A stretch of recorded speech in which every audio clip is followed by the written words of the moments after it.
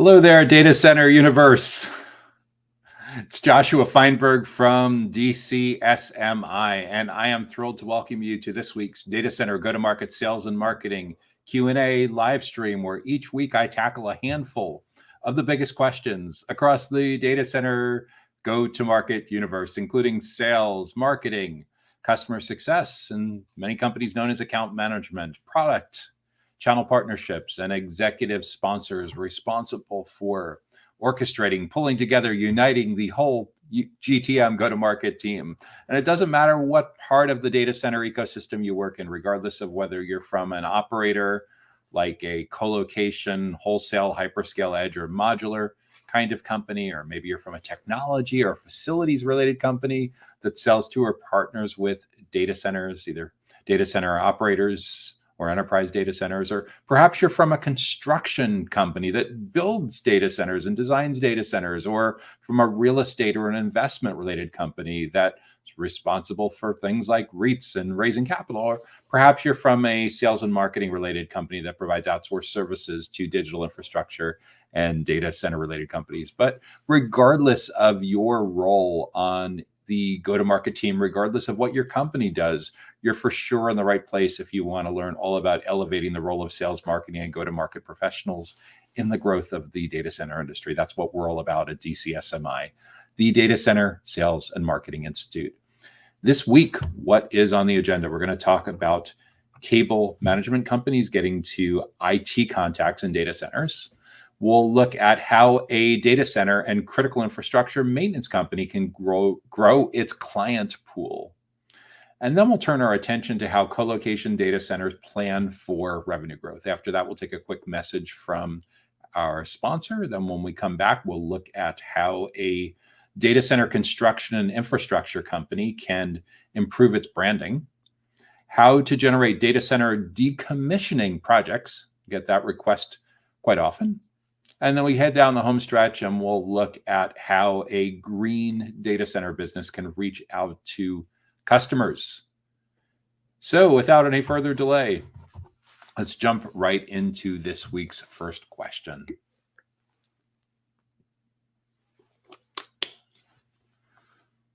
So to start, how can a cable management company get to IT contacts in data centers? It's a great question. And a lot of it depends on a couple of different variables. For starters, we need to know, does your company just sell cable management, or are there other related products and services that you provide to data centers? The reason that that's a question that needs to come up is that defines just how tight your ideal client profile, how tight your buyer personas are in the targeting of potential IT contacts, technology contacts in data centers. The second, so how comprehensive or how narrow your product line is, certainly plays a role in the kinds of job functions, the kind of titles, the kinds of different kinds of people that you need to be educating and building trust with within data centers. The second thing that plays a major, major role is the size of data centers that you're selling to, the size of enterprise data center companies, or the size of data center operators that you're selling to. Generally, if you're selling to smaller data center operators, where a single person is going to have a lot of different roles and responsibilities, or wear a lot of different hats, as it's often referred to, you'll have a smaller pool of the kinds of people that you need to be building awareness and nurturing and building relationships with to ultimately hope to generate revenue from some of them. If you're selling to much larger data center operators and enterprise data centers, you'll likely encounter much more specialized roles. And because there's more specialized roles, sometimes you may have different kinds of people that you need to build relationships with. So at a company level, when it comes to growing your cable management business, you'll want to define an ideal client profile. The ideal client profile lays out a couple of important parameters for the kinds of companies that you want to ultimately sell to. It lays out geographically where they're located, Can your company sell globally, or does it just sell in one particular region of the world, or one particular country, or one particular part of a particular country? So first, you need to answer on your ideal client profile, what's your geographic coverage?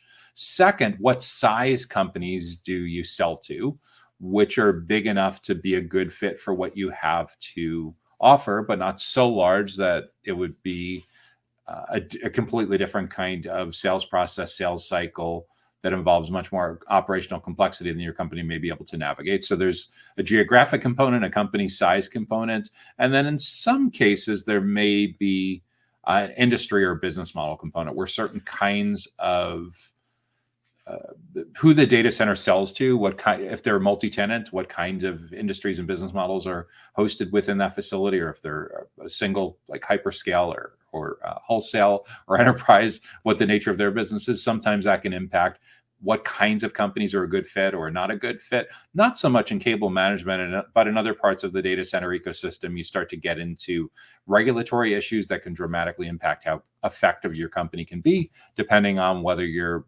able to address the compliance needs of certain specific kinds of industries, like, for example, in healthcare or financial services or something like that. So you have your ideal client profile. Once you have your ideal client profile defined, which a lot of times can come from simply looking at the commonalities among your best clients, you'll want to define who are the kinds of people within those companies, who are the kinds of IT professionals within those companies that are most important to know that your company exists and to see your company as the go-to experts in your space.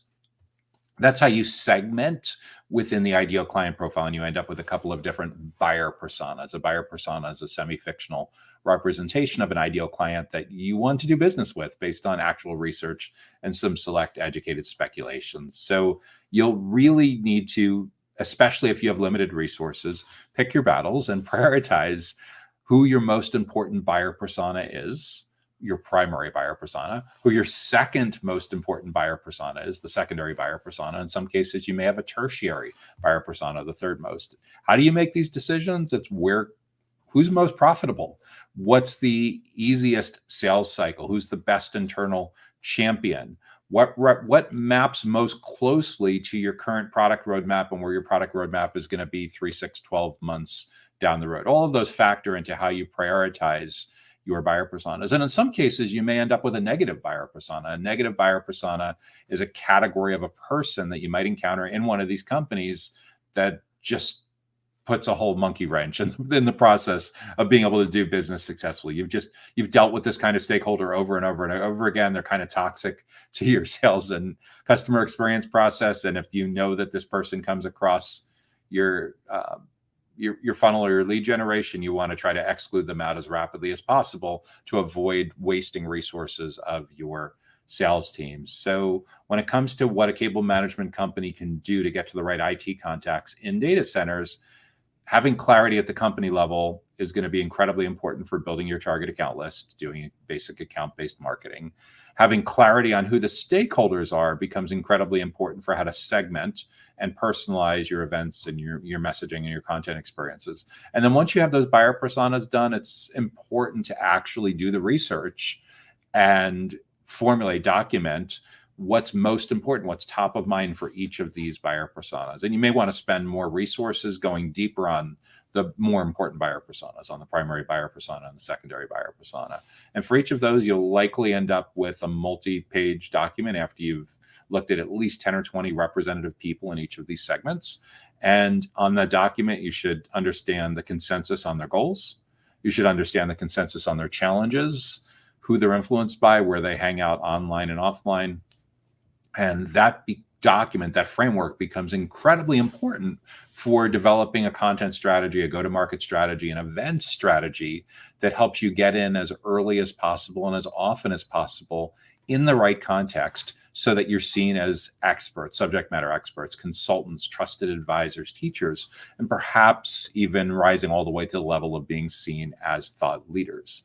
That's why it's so important to make sure that when you're researching and documenting these, that you don't exclusively depend on internal input, because you may be doing this a while, your boss may be in this business for a while, but the reality is it's super important that you get their words, in their own words, how they describe their biggest goals and their biggest challenges, their biggest stressors. If you make the assumption that you know their exact words because you've been doing this for a while, you could really sabotage your efforts, and the language just may not resonate at all. So what I typically recommend is, if there's internal input, make it about 20% of what goes into documenting and preparing your buyer personas. And then in the flip side of that, make sure 80% of the input for the personas is coming from external research. The ideal scenario is where you're doing actual interviews, customer, buyer kinds of interviews, face-to-face or on Zoom or something like that. If you're not able to do that, the next best thing could be perhaps running some surveys or examining a stack of their LinkedIn profiles. Look at basically how they describe themselves, look at the kinds of content they share, and do the same thing. Take those same names of the people that you're searching up on LinkedIn and looking for consensus around, and put them into a search engine, and see what comes up, and see if there's any interesting trade journals that they've been quoted in, any news releases they've been quoted in, any conferences that they've spoken at where you can watch a YouTube video. And then you roll that all together and try to find the consensus on what that buyer persona's biggest goals and challenges are. If you can't find the consensus, you may not have gotten the segmentation right. Because in order for this to be effective, you really need to be able to grab them by the virtual shirt collars as they're scrolling by on LinkedIn or wherever else you're going to intercept them, and make sure that they understand that you're speaking their language and can really help them close the gap on what they need to accomplish professionally, what their biggest individual goals, what their team goals are, what their company's goals are, and how you can help them address the biggest struggles and challenges that they're going through. What are the things that are causing them to potentially derail their career, causing them to miss time away from vacation, ruining their nights and weekends, and in general, just really being a huge pain in the you-know-what. So once you have consensus on that, it's much easier to have a content strategy, to have a content calendar, events calendar that really provides a ton of value throughout the full buyer's journey. And we need to get in early and often, because people just don't want to talk to sales teams anymore until they're at the absolute end of the buyer's journey. So we need to be in the awareness stage and in the consideration stage, and have a massive impact on shaping how they look at anything and everything related to cable management. When you can do that correctly, you will be essentially repositioning a lot of members of your sales team to get out of the transaction business and be seen more as trusted advisors and consultants and teachers. And that's incredibly important, because that makes your prospects and clients actually want to spend time with people from your team, as opposed to your team having to chase and beg and control and manipulate to try to get these meetings to happen. It's so much easier when your prospects and clients see your team as people that they actually want to spend time with, because they're like walking encyclopedias of anything and everything that's relevant to cable management, because you've seen the pattern recognition on what these kinds of companies and what these kinds of buyer personas need most throughout the full life cycle of that relationship. So you're able to share insights that not only address what their biggest questions are, but the questions that they ought to be asking that they haven't even thought of yet, because you know what's coming next. And when you do that right, not only does that make huge relationship trust building deposits into the account, but into the relationship equity account, it also can result in dramatic amounts of sales cycle acceleration. It gets rid of a lot of price sensitivity. If there's competitive bidding situations, it nearly guarantees that your company is on the short list. And in some situations, you may even completely neutralize all of the competitive forces on the short list. So by the time they get in market, by the time they get to the decision stage, your content, your events experience has been so elite, so world-class, so impactful on how that company and the decision committee navigates all of the available options, that you basically won because of the tremendous amount of value that you've added to them in helping them understand anything and everything having to do with cable management. Next question up is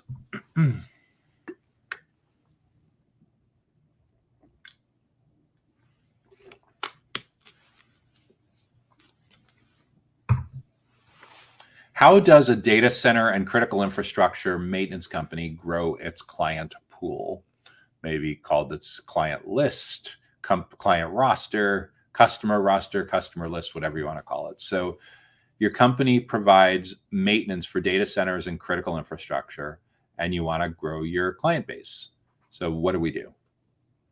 We first need to look at where you've been most successful in providing data center and critical infrastructure maintenance in the past. So we're going to dig into things like reviews, testimonials, your case studies page on your website, and we're looking for commonalities because it's not purely, your company's not purely in the professional services business, but for sure, you've likely identified certain kinds of data centers and certain kinds of critical infrastructure companies where you've been successful in the past. And what we're looking to do is essentially clone that, copy, paste, lather, rinse, repeat. And in order to do that, we need to know what they have in common.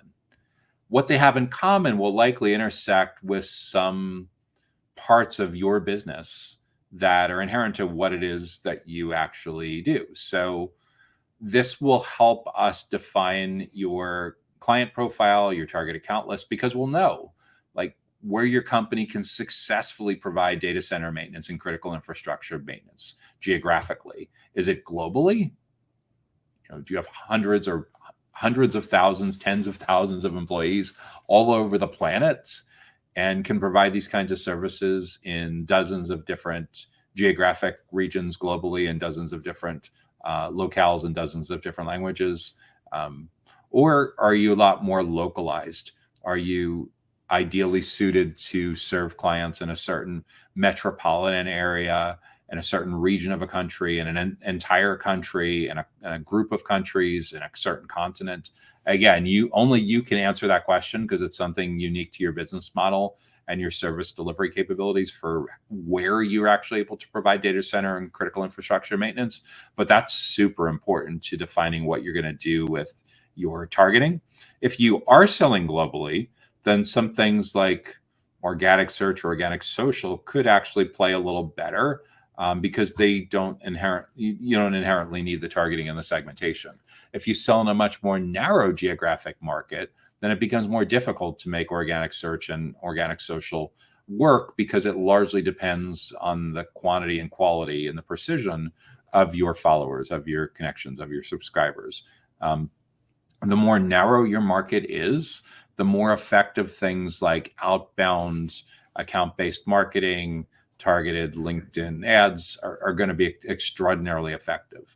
Things like search engine marketing, like paid search ads, Google ads, may not be as effective because although with Google ads, you can specify that you only want your ads to be seen in a geographic region, that helps with a certain part of it. But the next thing that we're about to turn the corner on isn't just what geographic region your company is most effective in. It's the company sizes where you're most effective. And especially when it comes to something like outsourced data center maintenance, outsourced critical infrastructure maintenance, there's likely a company size of your ideal clients that becomes incredibly relevant. Like, how big does the company need to be to afford your company's services? Are you really able to be effective with a single location co-location operator with 4 employees? Do they really have the budget and the willingness and the ability to afford your services? Conversely, can you really effectively sell data center and critical infrastructure maintenance to a huge enterprise operator like NTT or Equinix or Digital Realty or something like that? More than likely, it's a Goldilocks scenario of not too big, not too small. You'll ultimately need to define the band, the range of company size, employee size. And the challenging part with all this is in the data center industry, people first and foremost are thinking of like square footage and megawatts of power and density. The reality, though, is when it comes to sales and marketing and using tools like LinkedIn, they all run based on a certain amount of employees. So at some point, you'll need to figure out like what the rough equivalencies are for who you're actually targeting. I suspect working with similar kinds of businesses like this in the past, that 1,000 plus employees may be to the point where it practically falls off the cliff, where it's nearly certain that the companies are doing these kinds of functions in-house. Below 10 employees, they very likely don't have the budget to afford you. So you're left with potentially a band of like 10 to 1,000 employees, but you'll probably tighten that up over time as well. So once you know that, then you're able to build out a target account list of companies, a couple dozen, couple hundred, maybe a couple thousand companies at the most, that look like a fantastic fit for who you'd want to be doing business with. From there, you can look at the individual kinds of people that you need to be building relationships with to educate and build trust with over time. Those would be your buyer personas, and you rank them by primary, secondary, tertiary buyer personas. And then once we know who the most important kind of stakeholder is that we need to build the relationship to grow our account pool, then we go and we do the research. We talk to potentially 10 or 20 of those folks, or at least look at how they describe themselves and the kind of content they share and the kind of events they interact with. And we get the consensus on their biggest goals and their biggest struggles when it comes to maintaining their data center and critical infrastructure.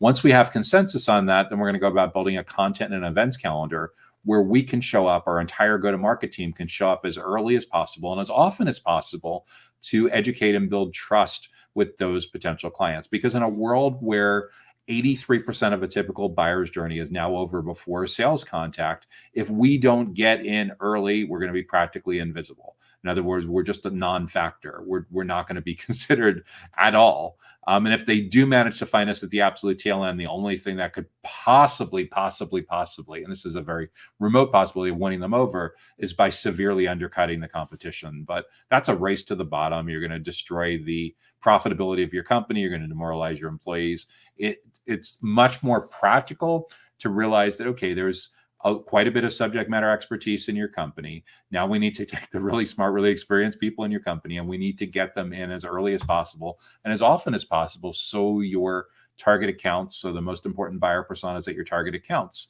recognize your team as the go-to experts in your space.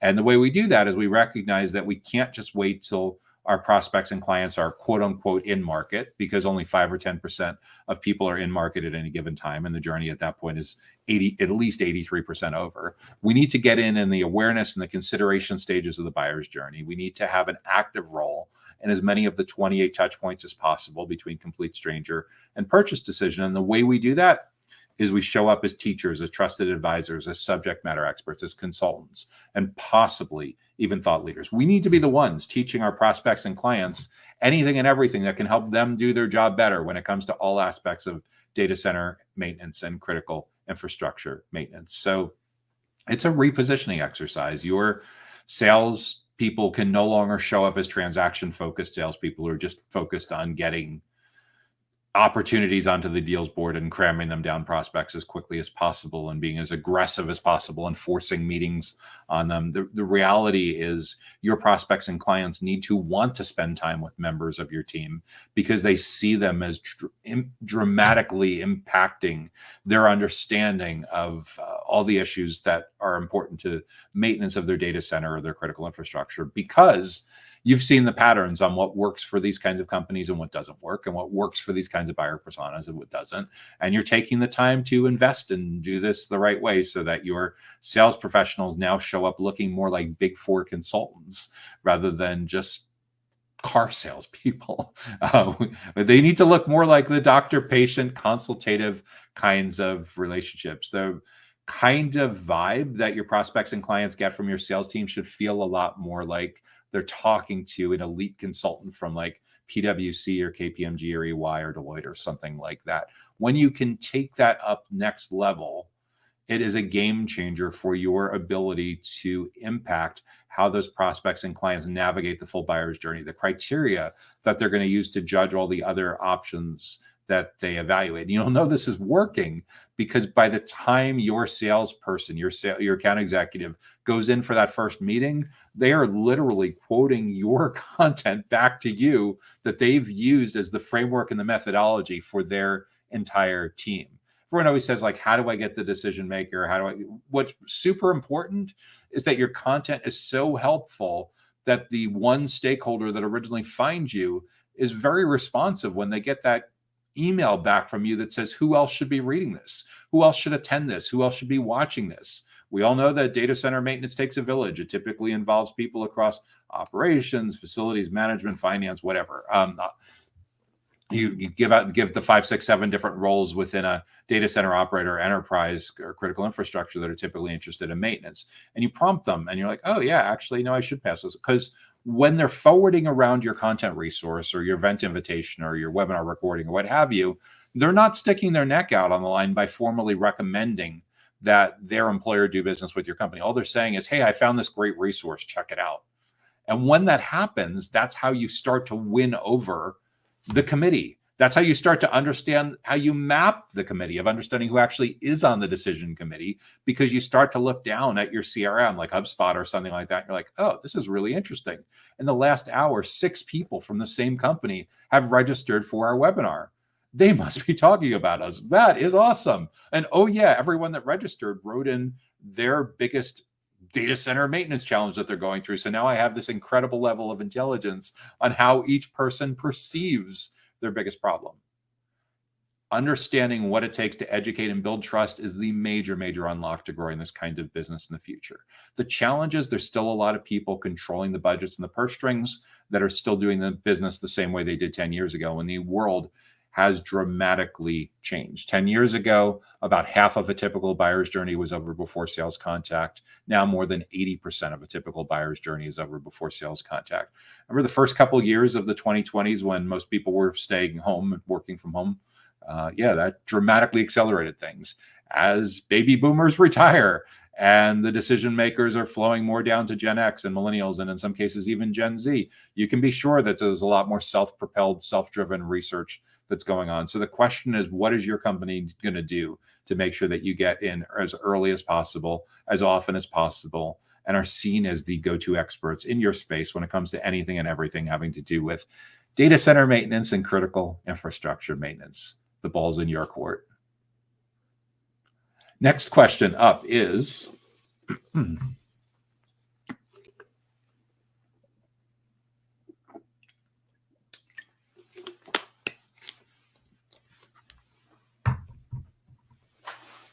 how does a colocation data center plan for revenue growth? How does a colocation data center plan for revenue growth? That's a fantastic question. And I think it's one in which a lot of executives at colos are doing a lot of soul searching right now. Because going forward, there's going to be colocation data centers that are able to host clients that are running AI and high performance compute. And there's going to be colocation data centers that are not able to support those kind of power requirements and density requirements. So that's the first cut.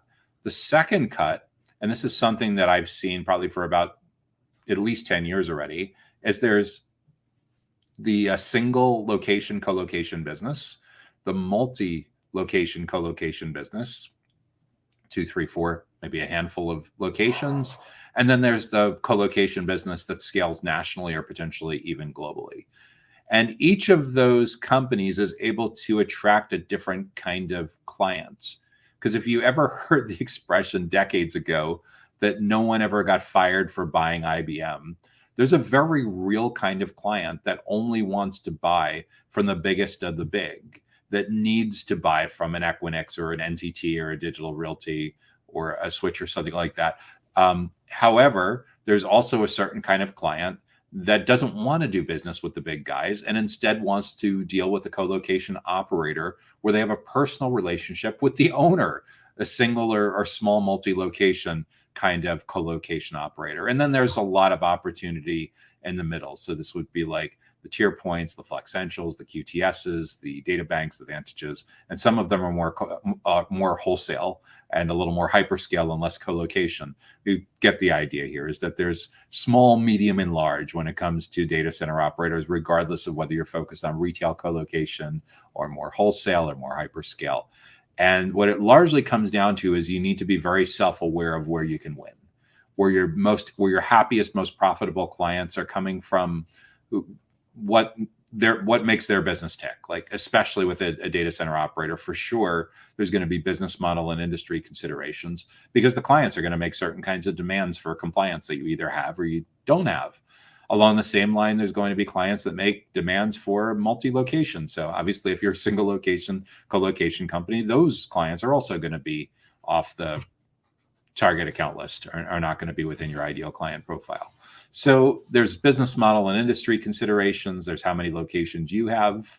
There's where you can actually successfully do business. For most co-location companies, there's your local clients.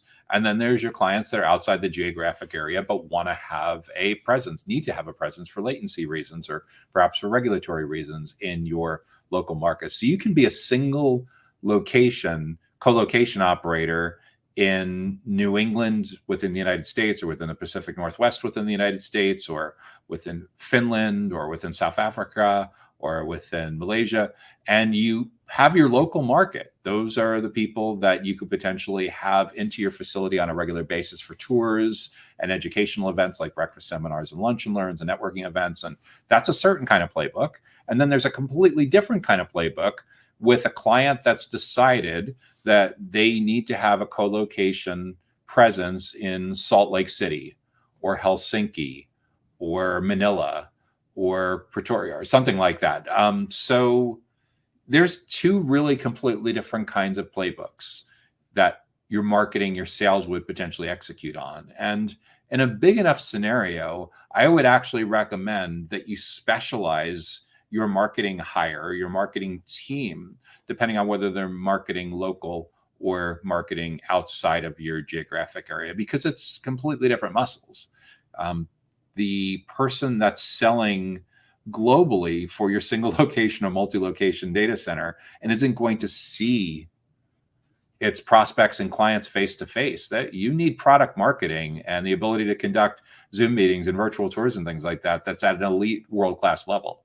Whereas someone that's selling locally more face to face can get away a little bit with being more rough around the edges in certain of those kinds of categories. So when it comes to your revenue growth, yeah, there's a bunch of different considerations. And obviously there's geographic considerations, whether they're local to you or outside your geographic market. There's size considerations, where you can win. What companies are big enough to have the budget, willingness, and ability to afford your co-location, but not so large that they're likely to demand a different kind of company than you can certainly fill the shoes for. And then there's a whole bunch of business model considerations for you as well. Like if you're determined to stay single location, you may need to have multiple sources, multiple revenue streams beyond co-location to make it worthwhile. Some co-location operators have morphed into marketing agencies. Some get into being managed service providers, or at least providing a lot of managed services, even if they're not calling themselves MSPs. Some are heavily involved in telecommunications, way just beyond normal meet me rooms and interconnect kind of stuff. So there's a lot of different ways to play this, but a lot of what dictates what you're going to do with revenue growth depends on the nature of your business model, depends on the nature of your capabilities, your capital that you have available. But at the end of the day, that's going to help you back into your ideal client profile and a target account list. That's going to help you back into who your buyer personas are, defining and researching your buyer personas. It's going to help you create an effective content and event strategy so that you're able to have a super important role in the first 83% of the buyer's journey when no one wants to talk to a salesperson anymore. That's a new thing, by the way. It used to be 10 years ago, maybe 60% of a buyer's journey was over. Now, well over 80% of a buyer's journey is over before sales contact. So these like things that you may have regarded as nice to haves in the past, like content and events, are now like you're completely invisible if you don't have those kinds of resource investments, or you're just left selling to the 5 to 10% of your market that still buys the same way they did in the 1990s. Like, in other words, people that are in the 10th, 11th, 12th inning of their career. But that for sure doesn't represent the sweet spot of your market. So we need to be very self-aware of what your most important buyer personas, biggest goals and challenges are that they're struggling with, and make sure that we show up early and often as the teachers and subject matter experts, trusted advisors, and consultants. Otherwise, we're going to be just driven into commodity status. And in a lot of ways, I see the unsophisticated co-location provider getting boxed into the same kind of commodity problem that the web hosts did 10 years ago, and that managed service providers had to confront with 10 years ago. So this is your moment where you need to figure out, like, what is your company going to do to stay relevant over the next 5 or 10 years? If you keep doing the same thing you've been doing and you're going to provide this kind of obsolete legacy co-location, and you're going to keep trying to market as if it's still 10 years ago, it's not going to work out well. So this is the time to really think about what you're going to do with growth. What does your company's product and service roadmap look like now? What are your capabilities going to look like 3, 6, 12 months down the road? What are the kinds of companies that need this kind of co-location, both locally and potentially nationally and globally? How do you build a target account list of who needs to find out that your company exists so you can educate and build trust with the right stakeholders, the right buyer personas in these companies? And how do you make sure that you stay with them throughout their full journey, throughout the full typical 28 touch points between complete stranger and purchase decision, from awareness to consideration and consideration to decision? Because 90% of the unsophisticated co-location operators that come to me for consulting are only showing up in the decision stage when the game is already 83% of the way done. It's kind of like, imagine you're the general manager of a professional sports team and you're just not competitive in the first 3 quarters, the first 80% of the game. So it's like, it's a runaway. Like you don't have players that are going to be effective in the first 3 quarters of the baseball game, in the first 3 quarters of the basketball game, the soccer game, the football game, or in a baseball game. You don't have players that are going to be effective until the 8th inning or something like that. So you're getting completely crushed on the field with other competitive options that are out there because someone else is stepping in to fill the void to help your ideal clients understand how to address their biggest goals, how to address their biggest challenges, get answers to their biggest questions, and staying with them in a way that they can dramatically impact how they evaluate and compare all the other options that are in front of them. So those are the most important considerations if you're trying to educate and build trust and grow your revenue for your co-location business. And of course, too, we focus so far primarily on net new revenue generation. For a lot of co-location providers, there's a big revenue growth opportunity with your existing clients as long as they're reasonably happy and you build a good relationship with them. I actually did a podcast interview a few weeks back with the president of a data center operator in the Southwest United States, I think about 150, 200 employees. And we talked about how sales and marketing has changed in recent years. And his answer on a lot of this stuff is that so many buyers are now signing up self-service. So the real sales process happens following sign up when you have a new client that's signing up and you're getting to know what their true needs are. You're able to have like a CTO level discussion because your sales team has gotten that upskilled, up level, and be able to have these quality conversations. And you're exploring what their other true needs are. So onboarding, initial intended value, and ultimately extended value, cross-selling, upselling, customer marketing, all become incredibly important if you're looking to grow your share wallet with those existing clients.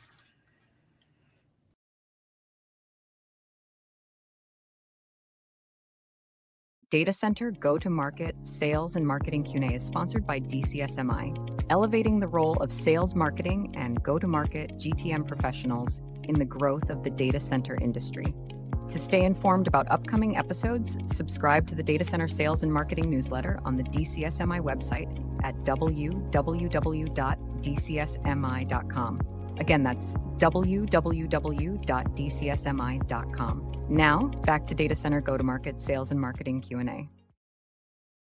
Data Center Go-to-Market Sales and Marketing Q&A is sponsored by DCSMI, elevating the role of sales marketing and go-to-market GTM professionals in the growth of the data center industry. To stay informed about upcoming episodes, subscribe to the Data Center Sales and Marketing newsletter on the DCSMI website at www.dcsmi.com. Again, that's www.dcsmi.com.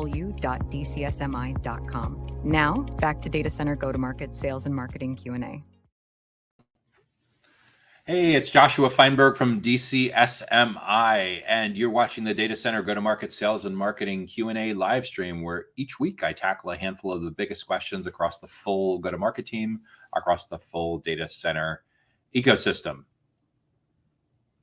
Next question up for this week is, how can data center construction and infrastructure companies improve their branding? How can a data center construction and infrastructure company improve its branding? That's a great question. And I think it's an especially timely time. It's for sure the right time to be addressing this. Why? because I still come across a lot of people that believe that their branding is purely aesthetics. They're thinking about their brand guide. They're thinking about their tone of voice, the hexadecimal colors that you'll see in their logos and on their website and in their print and electronic collateral and their fonts and their logos.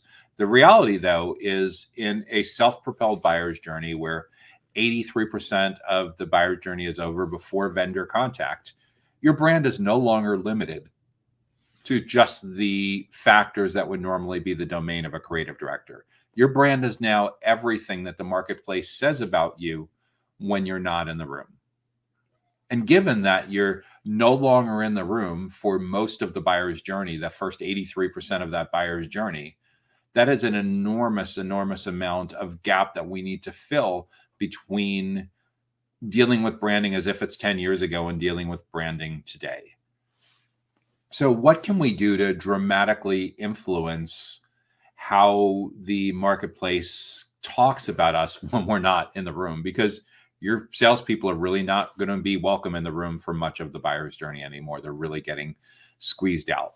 So how do we get them back into these great conversations? Well, a lot of that comes down to repositioning, remodeling your sales approach, your sales playbook, your marketing playbook for how modern buyers now navigate and compare options and evaluate pricing and make these purchase decisions. And the way we do that is your salespeople, your marketing people can no longer show up as transaction focused. They need to show up as true subject matter experts.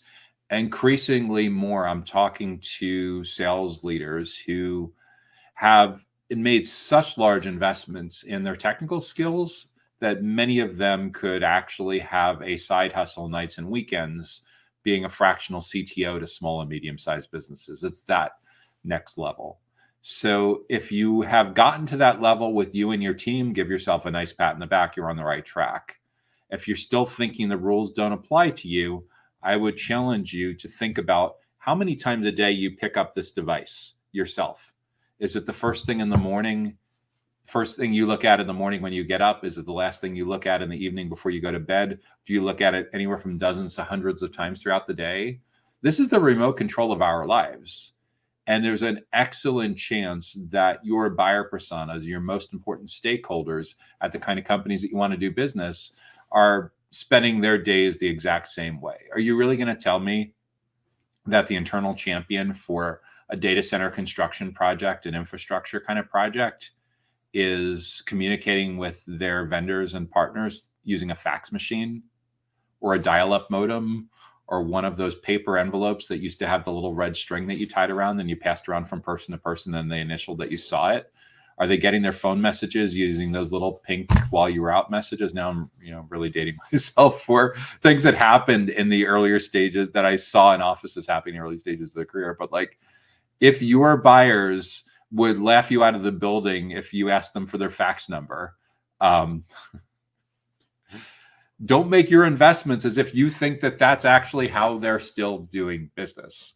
The reality is even the most digitally resistant internal champions for things like data center construction and data center infrastructure, I can assure you, are spending a ton of time on their phones, asking their peers for expert opinions, watching videos, listening to podcasts, attending webinars.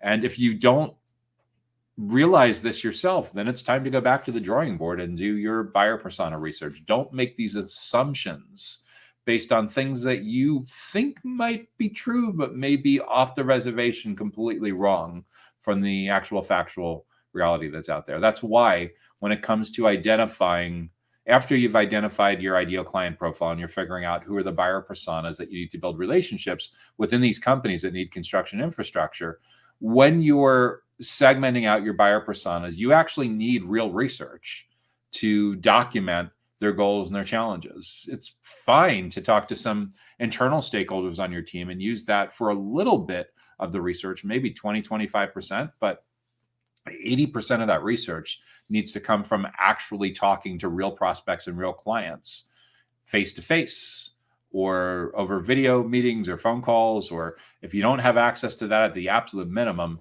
study how they describe themselves on their LinkedIn profiles in their own words. study the kinds of content that they're sharing, study the kinds of events and topics that they're interacting with and that they're super interested about. That's going to give you the consensus in their own words about what they care about. And then we need to recognize that the overwhelming preponderance of buyers don't want to talk to sales until the absolute end of their journey. So in order for us to show up and have a role and be a factor in these early and middle stages of the buyer's journey, in order to influence the criteria that they use to evaluate all of the different options that are available for them for big construction infrastructure projects, we need to show up as a teacher, a subject matter expert, a trusted advisor, thought leader. And the way we do that is through content, through great videos, podcasts, webinars, live streams, and even offline versions of that where you're hosting your own events. If you're fortunate enough to be doing business in a geographic region where most of your prospects and clients live and work and they can get to your facility with a half hour to an hour drive, you should absolutely positively be hosting educational events with your most important buyer personas on a pretty regular basis. You could start with a quarterly lunch and learn series. You could start with quarterly breakfast seminars. If you have a medium to large size conference room in your building, or you have a training classroom, or you have access to be able to rent or barter or borrow a trusted partners kind of room relatively inexpensively, and you're not doing this kind of stuff, oh my gosh, are you missing out on an enormous opportunity to build really deep relationships with your most important prospects and clients? Because to go do major national and global events, you need to make investments that are tens of thousands, if not hundreds of thousands of dollars. To host these own events in your own training classroom or in your conference room, or a client or partner that's bartering with you or letting you use their space or something like that in return for a little bit of billing, you realize that nearly all of the expense and effort is really just getting the right people to attend. Bringing in catering for lunch or bringing in catering for breakfast, infinitesimally small relative to doing field events. The bigger, the more important issue is getting the right people there. But if you're already doing the right things with defining your ideal client profile, your target account list, you're doing lead generation on a regular basis, this is the top and the middle of your funnel. This is also how you get the word of mouth going, because person one from a target account registers for this event. They get back an email that says, who else should be at this? We know that major data center construction and infrastructure projects take a village. Typically people from this role, this job function, that job title, what have you, 4, 5, 6 different people are involved. So given that, who else from your team should also join us for our breakfast seminar next month? Just hit the forward button, tell your colleagues why, and you'd be shocked how that basic email marketing automation thing that's been around for 20 years, how crazy effective that is in getting multiple stakeholders from the same company attending your in-person events or your virtual events or your roadshow or whatever, however you are doing this. So when it comes time to how you're going to improve your branding, the more you can get the right people in the right places at the right time to interact with you in the right context so that they see you and your team as the go-to experts in your space when it comes to construction infrastructure, that's your branding. That's your lead generation. That's your lead nurturing. That's your sales cycle acceleration. That's what gets deals on the deals board. That's what gets stuck deals unstuck, because you're most importantly educating and building trust. Educating and building trust. And you have a choice. You can be the one that's doing this, or other companies, other organizations, other media and events companies are going to fill that void. But make no mistake, they're learning from someone or someones. The more they're learning from you, the more they're spending time with people from your team, the more you're able to influence the criteria by which they evaluate and judge all of the competitive options that are in front of them. So when you do this right, you're nearly guaranteed to be on the short list. When you do this at an elite world-class level, you literally can knock competitors out of contention because you've built such a deep relationship with your most important prospects and clients by using events and education as a true differentiator throughout the full buyer's journey. So when it comes to how a data center construction and infrastructure company can improve its branding while simultaneously impacting revenue growth, remember, the branding is about a lot more than aesthetics today. If the only person working on your branding is someone that's like a creative director, you're missing out on what branding truly is today. Branding is now anything and everything that the market says about your company when you're not in the room. And given that by default, you're not going to be in the room more than 80% of the time, we need to flip that on its head and get you back in the room. And the best way to get you back in the room is to show up early and often as teachers, trusted advisors, subject matter experts, thought leaders. That's the key unlock with all of this when it comes to improving your branding for data center construction and infrastructure. Next question.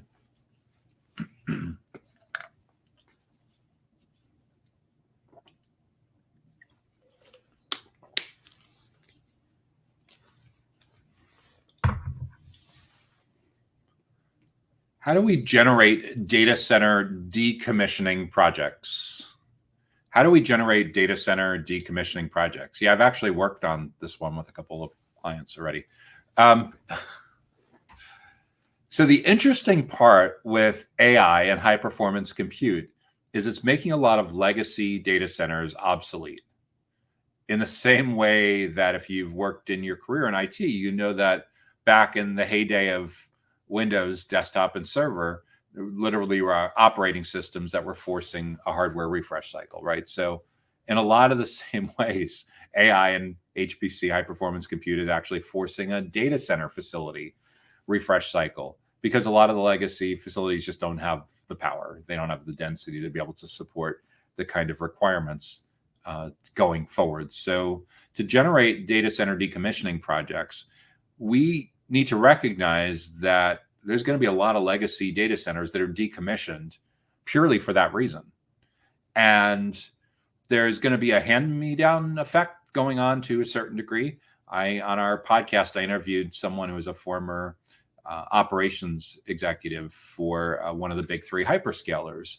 And we're talking through like what happens to these facilities after 2-3 years. And almost certainly that's when the real estate people, the DCRE, the data center real estate folks, get involved, because one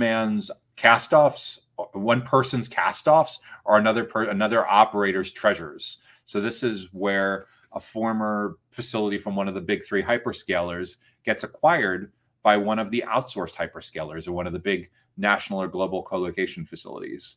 And there, as it trades down from the big national or global colocation providers, when they pull the plug, when they decommission something 5 years later, some of their facilities get passed down to the next level, the small regional or the local providers. And in some cases, when there's no utility left on any of that stuff, it gets taken out of commission as a data center completely, and it gets converted to, used to be office space, but with now so many people working from home and remote teams, it's going to different uses, maybe industrial space, maybe it's getting repurposed residential, maybe it's community space, maybe it's getting level to the ground, and most of the value from that real estate has to do with the power and telecommunications lines that are coming in, and it needs to be thought of from that sense, or maybe it becomes an edge facility. Either way, there's a ton of decommissioning projects that are going on now because AI is forcing a lot of these decision points around. So the best way to know about this is to be perpetually building a brand and being known in the space as a company that does great work on decommissioning projects. So we need to understand what geographic regions you can truly cover with your team. And then we need to understand what company sizes you're best in working on complex decommissioning projects for.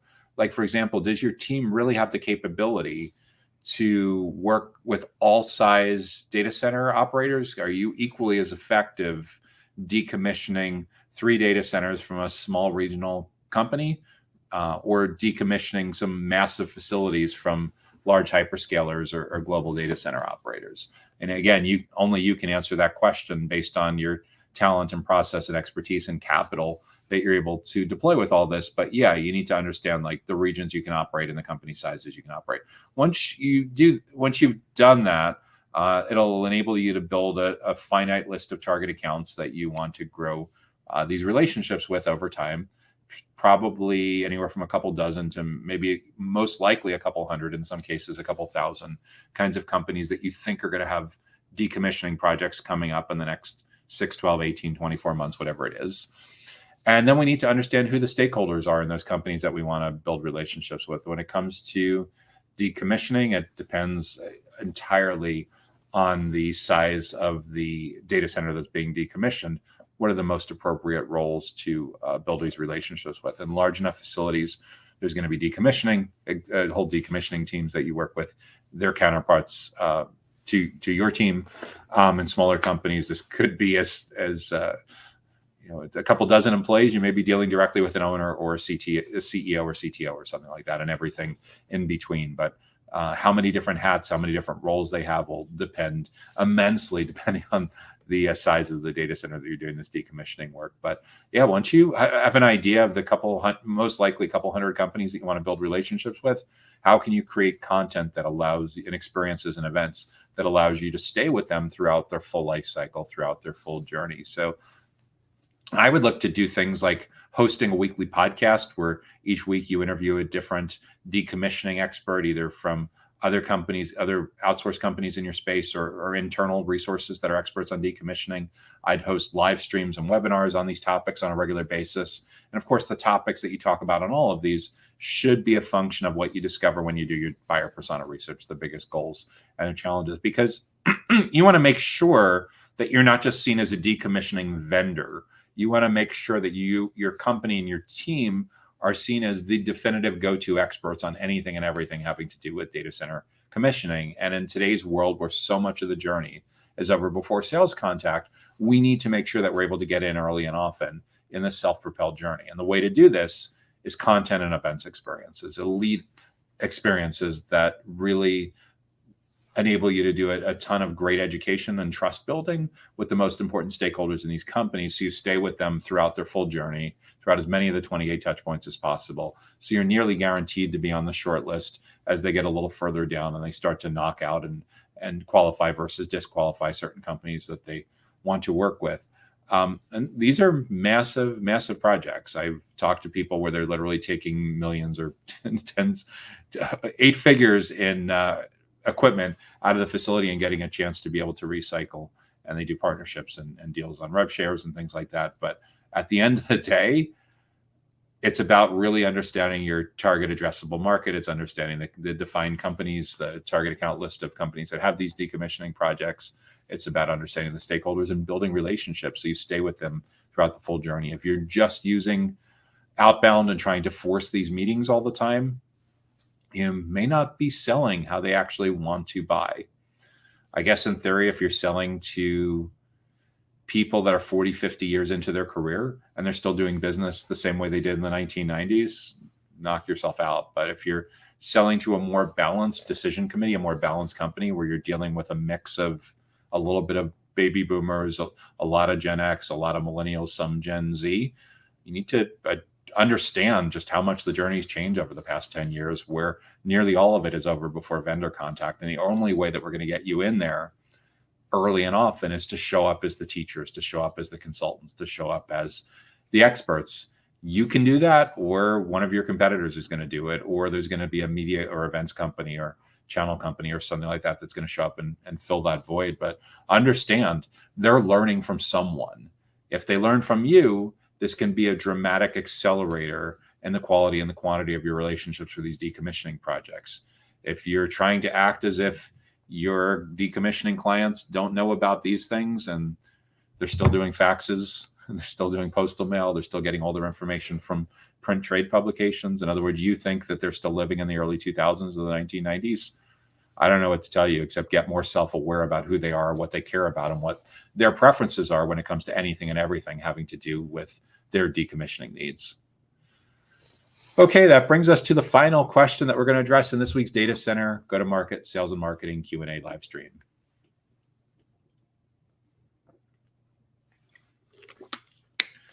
By the way, if you want to make sure that you get notified about upcoming events and resources just like this, make sure that you subscribe to the Data Center Sales and Marketing newsletter that comes to your email inbox every Sunday. You can subscribe directly on our website at www.dcsmi.com. you'll see a button right at the top of the homepage to subscribe, or alternatively, you can go right to the sign up page at dcsmi.com/newsletter. So the final question that we'll be looking at for this week is, how does a green data center business reach out to customers? So you have a data center business that's green focused, environmental sustainability focused. How do you reach out to customers? So if I answer that literally, this is going to be outreach that involves your customer success and account management team and a customer marketing initiative, because you're saying you're reaching out to customers. If I take it a little less literally, you probably mean prospective clients, prospective customers. So let's take the first scenario. The first scenario where we want to reach out to existing customers. So assuming that our CRM system, our customer relationship management system, or email database is in relatively good shape, there's probably a minimum of 2 different kinds of motions that you have to build and nurture and expand relationships with your existing customers. You likely have people, and then you have some things that scale a little better than people.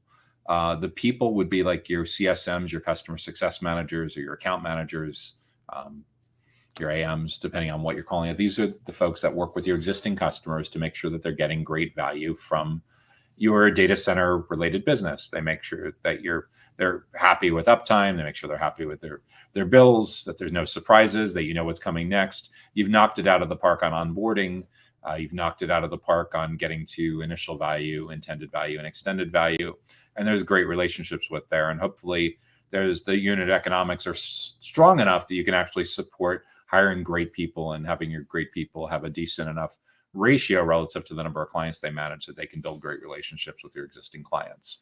In addition to that one-to-one kind of motion with your existing team, for existing customers, you likely want to invest in customer marketing. This is where you do one-to-many. This is where you have great tutorial videos, great email courses, great on-demand courses, and great events. These can be virtual events, like streams, private webinars just for existing clients, which for a big enough account, you may be hosting these events just for one particular a group of stakeholders at one particular account. For smaller accounts or on a more frequent basis, you're probably inviting all of your customers together, but they're customer-only events, they're customer-only webinars. You may do offline versions of those as well.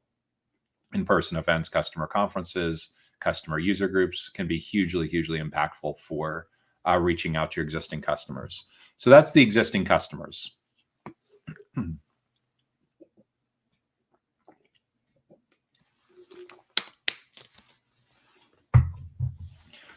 And what goes without saying is, if you're green focused, most of your content, most of your events will likely revolve around sustainability, heat reuse, density, power use, carbon offset credits, decarbonization.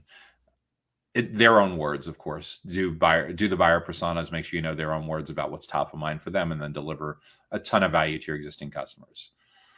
So that's typically done by a combination of customer marketing and customer success.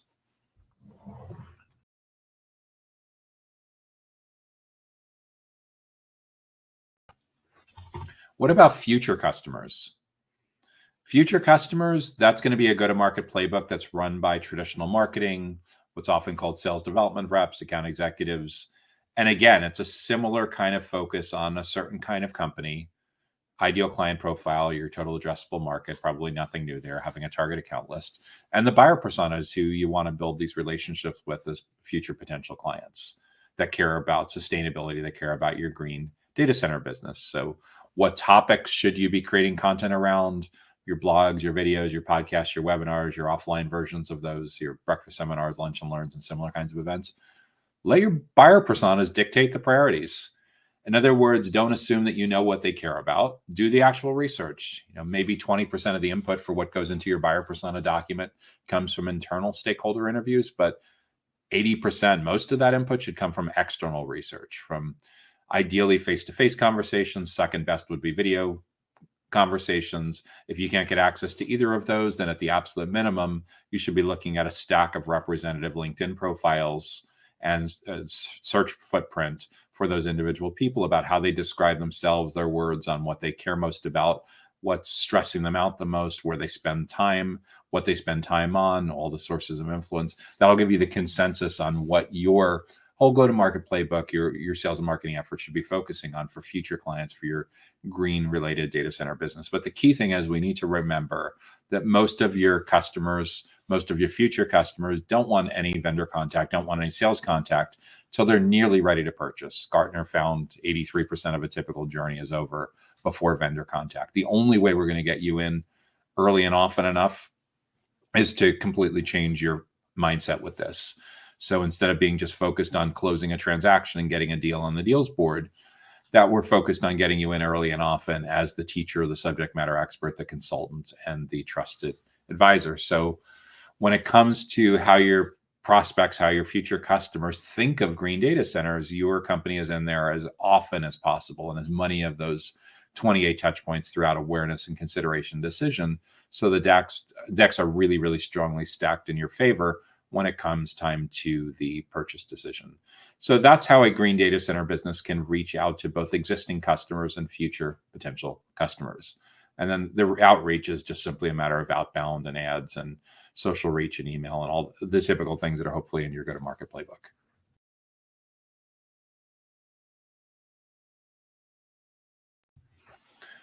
So that was the final question that we'll be looking at for this week's Data Center Go-to-Market Sales and Marketing Q&A live stream. I'm Joshua Feinberg from DCSMI. We're so glad that you're able to join us for this week's show, where I address some of the biggest questions that data center related go-to-market professionals have throughout the full journey, regardless of where you are in the ecosystem.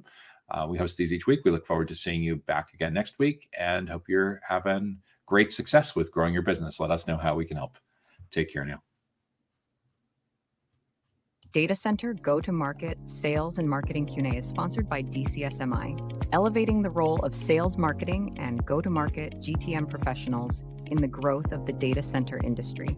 To stay informed about upcoming episodes, subscribe to the Data Center Sales and Marketing newsletter on the DCSMI website at www.dcsmi.com. Again, that's www.dcsmi.com.